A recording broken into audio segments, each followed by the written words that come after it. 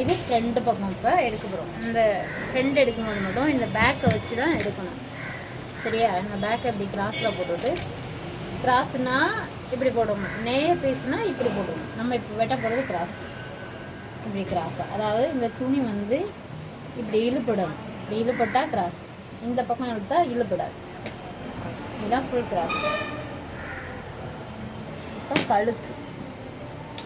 கழுத்து எத்தனை 5.5 அப்படின்னா இந்த ஷோல்டர்லேருந்து இந்த 5.5க்கு ஒரு புள்ளி.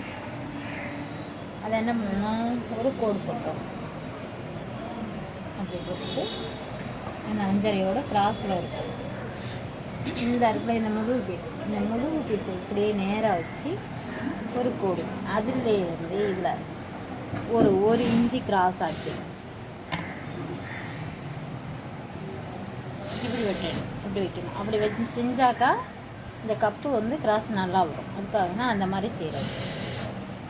இந்த அளவு கிராஸு இப்போ வந்து இதுக்கு வந்து 11.5 தேவை. நம்ம வந்து 12 வச்சுக்கணும் கிராஸ். இதுக்கு நேராக ஒரு கோடு இதை இப்படி மடிச்சுட்டு இந்த புள்ளி வச்சுருக்கோம்ல, இதுக்கு நேராக ஒரு கோடு போட்டு இந்த சட்டையோட இப்படி இதை ரவுண்ட் பண்ணிக்கணும். அவ்வளோதான். சரி, வரேன்.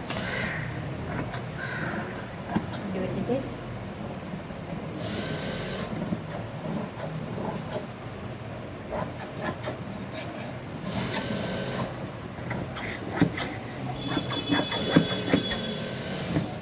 இப்போ நம்ம வெட்டுறது வந்து முன்பீஸை வந்து நம்ம அளவோடு நேராக ஒரு கோடு போட்டு வெட்டிட்டோம். ஆனால் இதுக்கு அப்புறமாவும் அதை வெட்டணும். எப்படி வெட்டணும்னா இந்த மேப்பீஸை எடுத்துடணும். மேப்பீஸை எடுத்துகிட்டு இதை ஒரு இன்ச்சுக்கு இப்படி மடிக்கணும்.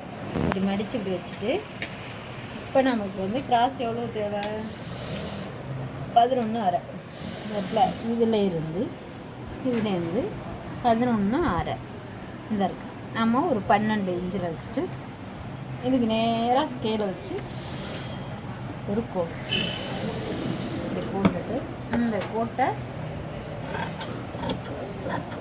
அப்படி வெட்டிடணும்.